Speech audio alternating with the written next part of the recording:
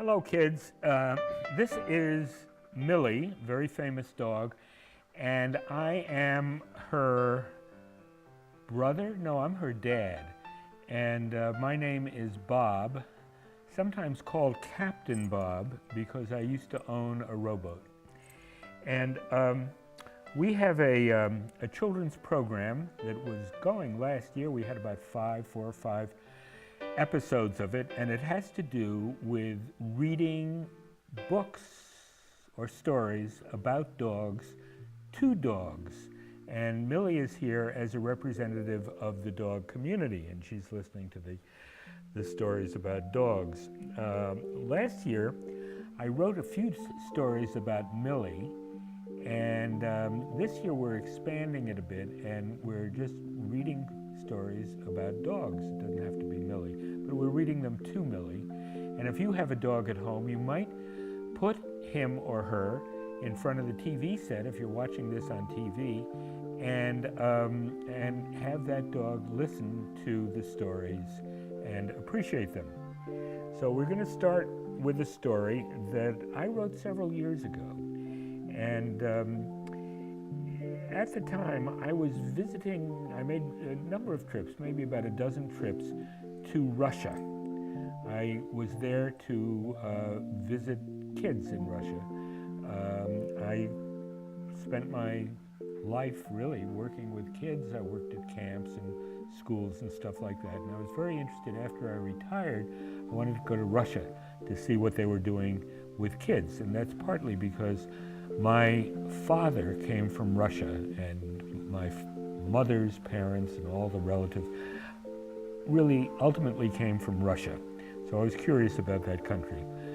So this story grows out of a time when I was living in, for a couple of weeks, I was living in a children's shelter. That is a place, not an orphanage, but a place where children who are having a hard time at home can live for a while and be well taken care of until things improve at home, or sometimes they get adopted, and sometimes they ultimately, long run, they get put in an orphanage. But the people who run this place, this children's shelter, try really hard to help the families get it together so the kids don't have to be either adopted or go to an orphanage.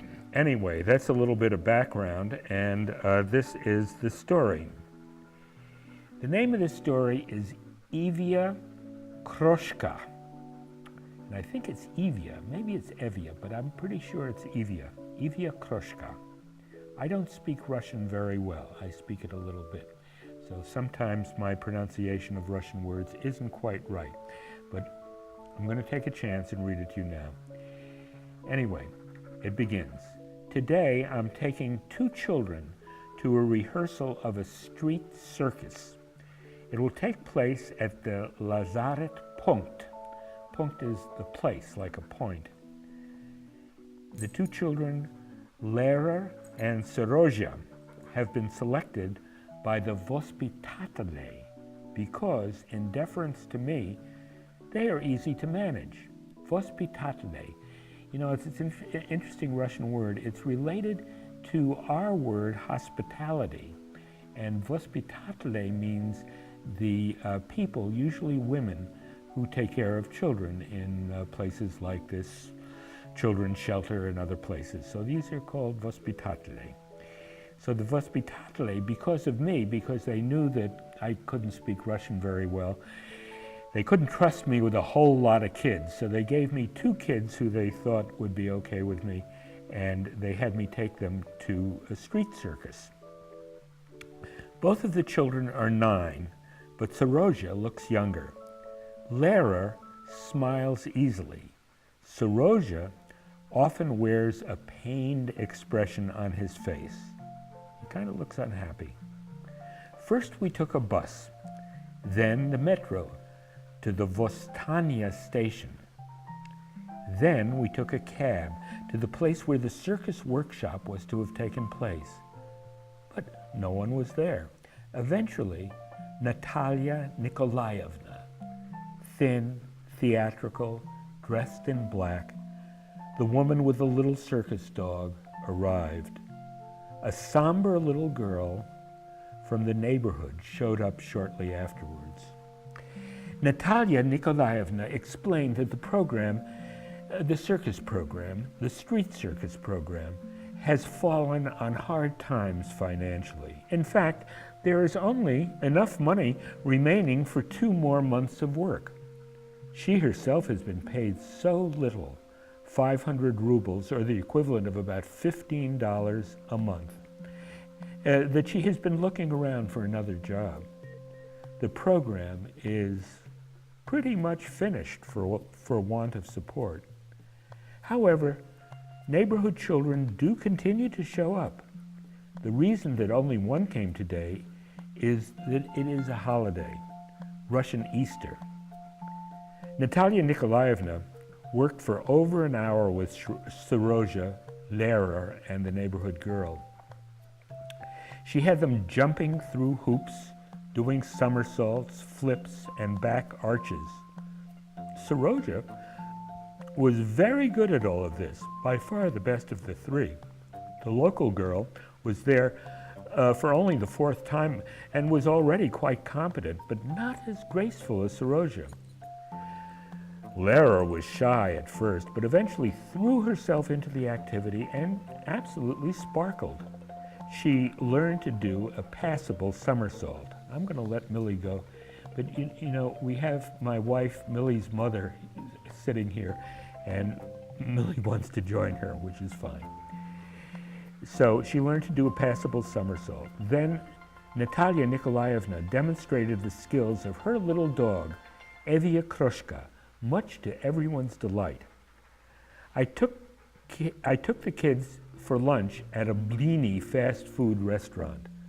A blini is like a little pancake, a soft pancake. It was a McDonald's-like place called Skaska, which means fairy tale. The children had never been to a restaurant before and didn't know how to order, but they soon got the hang of it and ate prodigiously. For dessert, Serozha got himself a monstrous portion of ice cream.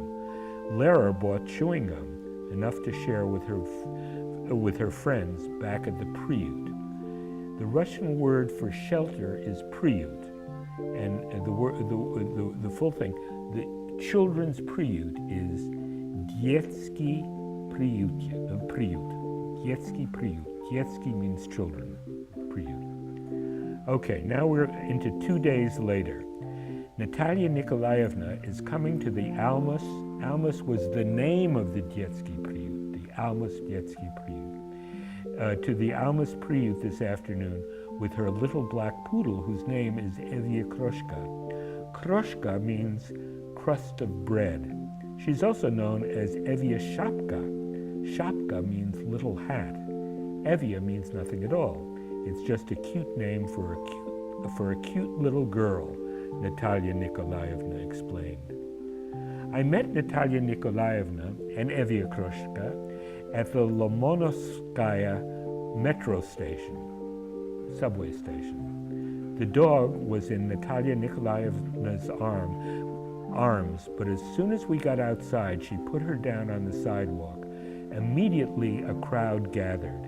Evia Kroshka was dressed in a pretty red jacket, matching skirt, complete with a purple ribbon. She wore a small brown hat on her head and carried a blue plastic bucket in her mouth. I placed a 1 ruble coin in the bucket. Immediately, 30 coins or more landed beside it. People fell all over themselves to hand money to Evia Kroshka. Who can say how long or how hard these people worked to earn it?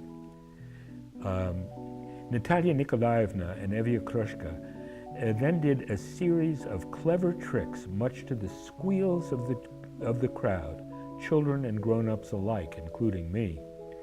Evia Kroshka barked 5 times in response to the 5 fingers Natalia Nikolaevna held up to her. Then 2 barks for 2 fingers. Time for a nap, Natalia Nikolaevna said. And then Evia Kroshka rolled over and went to sleep on command. Through all of this, Natalia Nikolaevna kept up a running commentary.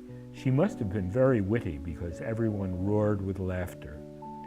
As we left, children ran after us with still more coins to throw in the bucket. At the Priut, the Детский Priut, the children gathered in the sports hall, a gymnasium on the first floor where Natalia Nikolaevna and Evia Kroshka put on pretty much the same show.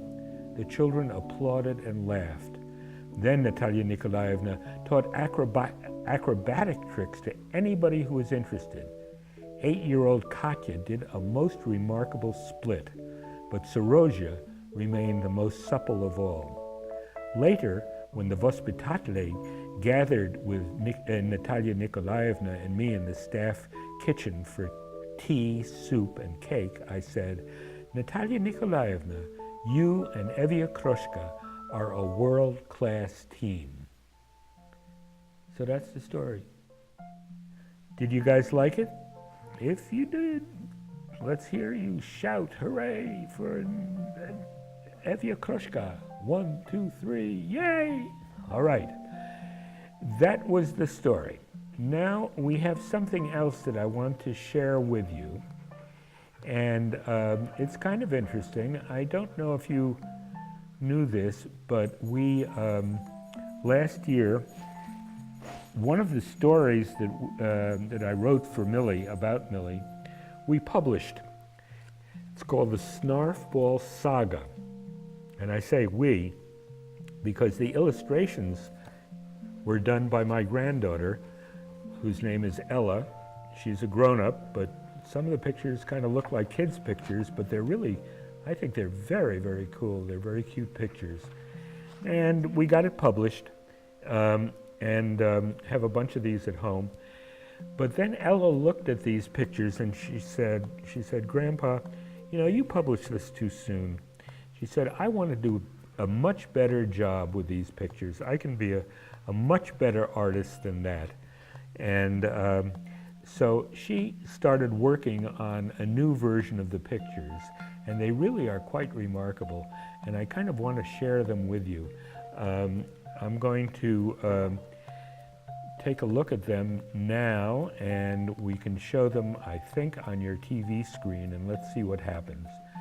Okay, kids, this is the new edition, almost finished, almost ready to go to the publisher, of the Snarfball Saga, the book about Millie that I recently wrote, with illustrations by Ella, my granddaughter. And we just thought we would show it to you and see what you think.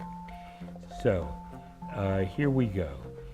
This is the cover picture. It says The Snarfball Saga by Bob and Ella Belenky, in which Millie, your average labradoodle, plays tennis.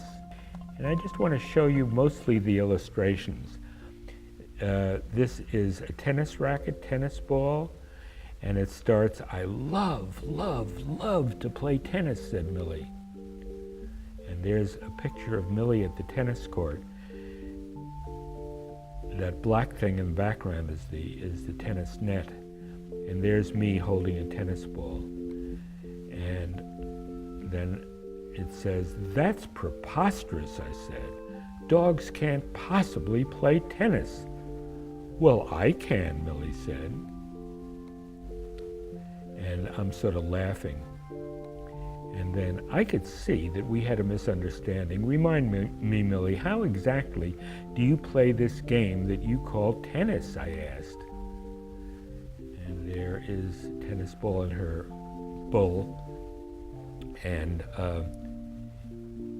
simple, she said. "You throw the tennis ball, Dad. I catch it and then spend the rest of the afternoon chomping on it." And there's me looking at her. And then I say, "Yes, we certainly did have a misunderstanding, a bad one. To clear things up, I shall now tell you everything I know about this, the full story." And there she is wagging her tail. So we're just going to go through a few more without reading it, just to give you an idea of the illustrations. And there somebody whose finger she bit is going in an ambulance to the hospital. And there's Millie with 2 dogs who are about to have a fight, and Millie is wagging her tail. Millie has always been a peacemaker, and she's going to make sure those dogs don't fight. If you're really interested, you could just send me an email, and I would be glad to give you a copy of this. This is the original version, and the new version is not out yet, but it will be soon. And let me tell you what my email address is, and you can write to me, and I will send you. I would be really glad to send you a copy. My email address is maddoggerel@mac.com. If you go to maddoggerel.com, you will get to my website. More and more, we would like to get you kids out there to do the story writing and the storytelling. And if you have a story that is either about dogs or that would be really good to read to a dog, you can contact me at maddoggerel@mac.com, and we will arrange to get your story and maybe bring you into the studio if you'd like. And if you have a dog who you'd like to bring into the studio, we could do that too. I'm also available to come to your school or your library and help you write a story about a dog, or a story that would be a good one to tell to a dog, and then we can do it on the air. Okay? Well, thank you very much for being with us tonight, and we'll see you in about a month. Farewell, everybody.